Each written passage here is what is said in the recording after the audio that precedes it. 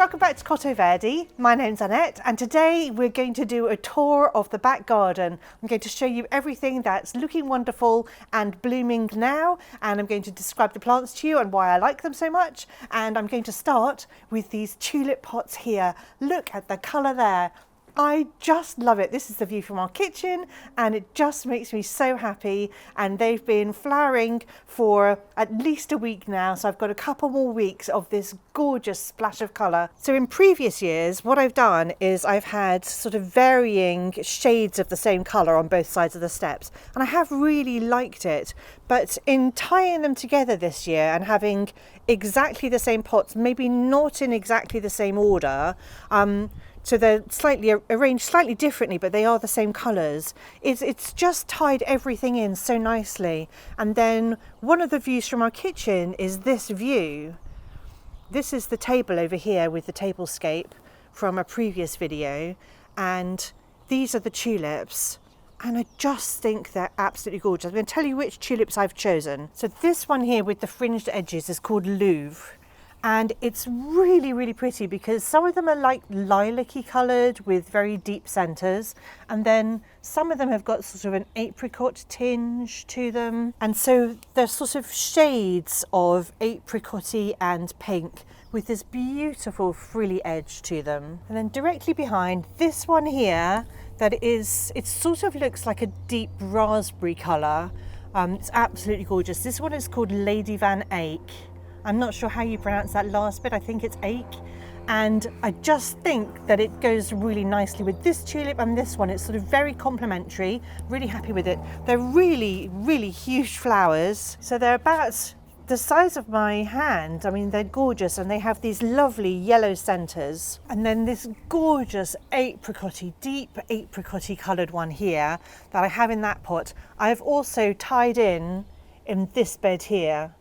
And this one is called Tropical Impression, and I just think it's so gorgeous. So Tropical Impression has this sort of apricot edge with a deeper coppery coloured centre that then has got a bright yellow right in the middle, but on the outside of the petals it's this gorgeous blushy pink colour mixed with that very buttery apricot. Then directly behind Tropical Impression I've got another pot of Louvre, the fringed tulip, and this paler coloured tulip up here, this one is called Apricot Beauty. Such a soft, gentle pink colour with hints of apricot to it, and I think that also ties in really nicely with all the other colours around it. Just starting in the background here, I've got one flower, one bud of Apricot Favourite. Tying in with all the tulips, I've also got a blue festuca grass,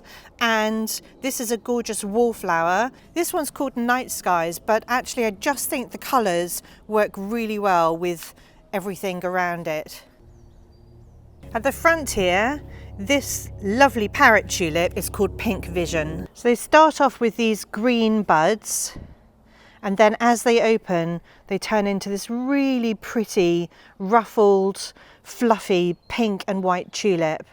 They're quite small heads compared to the other tulips, but I don't mind that at all. Over on this side I've got exactly the same. So we've got Lady Van Eyck, we've got Tropical Impression, and then this one here is Apricot Beauty. This one over here, which I think is so elegant, absolutely love this one. This one is called Apricot Delight. It's hard to see with the sun shining on it, but it does have a vague apricot tinge to it. So it's predominantly this really soft pink with white edges, and it's got a really lovely yellow centre. Over in the flower beds, these tulips here are called Blushing Lady, and they are also along the same sort of similar lines with apricot tinges and pink. And then I have mixed those in with a tulip called Black Hero and also another tulip called Menton. Menton is the best tulip. It's absolutely huge and just the most pretty pinky raspberry colour. Blushing Lady is obviously the first to come out, and then Black Hero is on its way. There's one Black Hero over here, just there, and hopefully these are going to look spectacular in about a week's time. I'll definitely film them so that we can all see how wonderful they look. So whilst Cosmo and I are over here, I just wanted to talk about this plant here. We planted this last year and it's grown so much. It's really settled in and it's absolutely fabulous. It's got the most gorgeous silvery foliage. This is an Elaeagnus called Quicksilver, and I kind of planted it. I chose it because I thought it would look really nice in flower arrangements, but actually I haven't cut from it at all because I just wanted it to grow, and it's just creating the most gorgeous shape. But what I love about it so much is the sparkle that you get from it because it's got this silvery foliage, and I just think when the sun shines on it, which it does all day long, it really looks fantastic. Look at Cosmo. What are you doing? So almost exactly opposite, on a diagonal in fact, what we've done is we've planted another Elaeagnus Quicksilver down here. I think it's really nice to have some continuity in the garden, and I just really love this plant. This one down here is much taller, but I'm going to take you down here because directly behind it is a tree that I want to show you. So this one is significantly taller, but look at the way it sparkles. It's incredible. But right behind it, there is a tree that I really want to show you because this tree's so pretty at this time of year. This is a Picea abies called Redal, and it just has the most incredible red tips to the branches at this time of year. They don't stay red all year long. It's literally just at this time of year, but they're so eye-catching, and I can't wait until this tree is even bigger. I could just imagine it festooned with this gorgeous colour. So the ones at the bottom are fading in brightness slightly. So they do turn green, but when they first come out, they're just bright red. So we're down here at the bottom of the garden, and what I'm really enjoying at this time of year is the combination of these colours. So here we've got a Cornus controversa variegata. Directly behind it we've got a Physocarpus, or nine bark, and this one is called Angel Gold, and they kind of really tie in really well, and they've been going beautifully with the daffodils that I've got planted around here at the moment. So this is a wedding cake tree, and it's called a wedding cake tree because it's got these branches that will spread out and sort of form tiers over the years.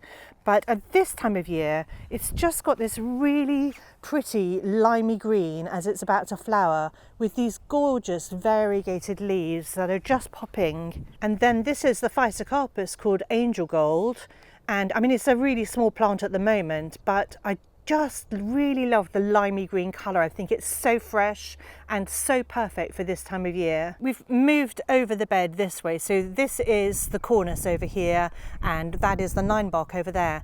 But this plant here that's just leafing out in the middle is another nine bark, and this one is called Lady in Red, and it's got these really deep, not maroon, kind of almost browny red leaves, and at this time of year it's just a little bit brighter, you know, as the leaves are just opening up, and I think that's a gorgeous combination. And then combined with this tree here, which is just about to colour up, this is a red bud, and this one is a Cercis called Carolina Sweetheart, and I can see bright pink little buds just starting on it. So this is the orchard area of the garden, and one day we will eventually have a path that winds its way through here. That's a bit of hardscaping we need to do.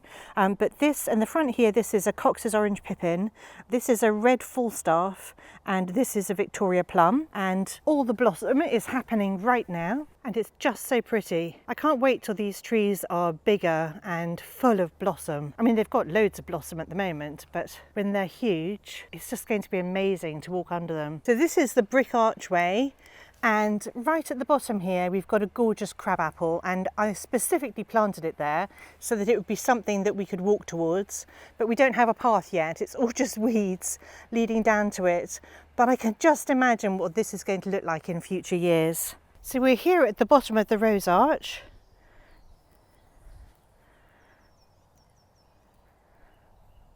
Near the tulip pots, and these are anemones that I left in last year, and I've never done this before, and they are so pretty. So I'm definitely going to be leaving my anemones in future. Over here on the patio in our shady corner, these primroses in here are bringing me so much joy because they tie in beautifully with the tablescape behind me. But over here in the corner, this is the fringe cup or Talama grandiflora that I put a plant support on a few weeks ago, and I thought that I'd put it on too late and it wouldn't be hidden, but actually it's hidden beautifully and it's really holding those gorgeous fringe cups up. And it's right next to this gorgeous dicentra. It's a Bleeding Hearts. I know that they've actually got another name now. I can't remember what it is, but I'll put it up on the screen. But these fringe cups are so pretty, and this is the first year they haven't been flopping all over my patio. I think this view here is one of the best views. It's through our new Harrod horticultural arch that will one day be covered in Tracheospernum jasminoides, which is star jasmine.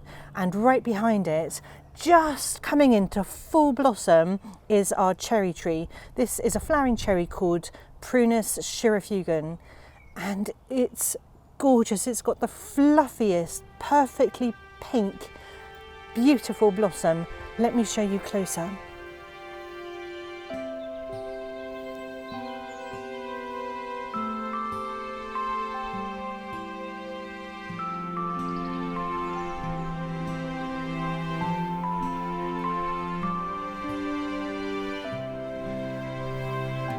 I like to stand underneath this tree. I can stand underneath its hanging branches and just look up at the blue sky. And at this time of year when it's in blossom, it is absolutely spectacular. But let me show you what it looks like if you're standing underneath the tree. I don't know how it's going to come out on film, but trust me, when you're standing here in the middle of the tree, in the middle of this fluffy cherry blossom, it's gorgeous.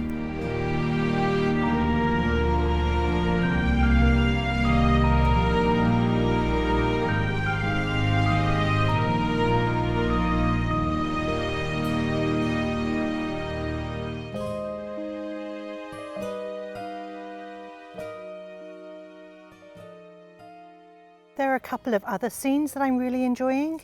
Now these plants may be planted too closely together, but don't have a go at me about that. So here we've got another 9-bark or Physocarpus. This one is also called Lady in Red. And right behind it is a Sorborea. I'll put the name up on the screen. But I just really, it ties in with the peonies, and I just love the limey green again. I think at this time of year it's amazing, but the pink tips just tie in so nicely with everything else in this area. So here at the base of the new pergola that we planted up the other week, you can see that in a previous video, there is a gorgeous little blue Veronica here. This one is just called light blue. It is such a pretty pale blue. It's just perfect again for this time of year. It looks really nice with the limey greens in the garden, but it's so delicate. So we're over here looking towards the grass border, which is that side of the border over there. But I just wanted to point out these two colour combinations here. I tell you what the tulips are in the front, but I can't remember. We planted those years ago. But right at the back is a gorgeous forget-me-not, and that blue is looking perfect with the Cotinus at the moment. I think the contrast really draws your attention, and this splash of blue in the middle of this bed is amazing. I really want more of it. I'm going to have to divide that plant. So on this side of the new archway, I just wanted to go and show you this plant over here. This is a Mexican orange blossom. It skews all the mud at the bottom here. We're trying to raise this part of the garden. I want to turn it into a gravel garden. But this plant smells incredible every year, and it's just starting to blossom out now. I think this one's called Moonlight. I'll check and put the name up on the screen. It's a lovely evergreen shrub. It's been here for years, so it's really growing to its full potential. It gets shade for most of the day until the afternoon, especially when the eucalyptus hedge is at its full height. It's really tucked into the corner here, but it just smells incredible at this time of year. And then if we walk through the archway and turn left, first of all, the rosemary is in full flower. Really do need to cut it back because it's getting quite woody in the centre, and I really don't want a woody shrub here. This is kind of prime real estate on the corner here, just at the base of the arch. But over here in the corner, my true peony, has flowered. There are so many blooms on it this year. It's absolutely gorgeous. And these blooms are bigger than my hand. So I'm ending here with the gorgeous flowering cherry in the background through the arch. I just think it's so perfect. It makes me so happy. I'm so happy we got the arch up this year. If you haven't seen that video, it is quite funny. So do take a look on my channel. But there's Cosmo. I think I've shown you everything that's in bloom at the moment and everything that's, exciting me and making me look forward to the summer and the seasons ahead and the years that we're going to have in this garden, hopefully. I really hope you've enjoyed this video. If you have, do give it a like and subscribe to my channel if you'd like to see more videos like this. I will definitely try to do a tour every month and show you what's interesting in the garden and what I'm really enjoying. Anyway, thank you so much for watching, and I'll see you all next time.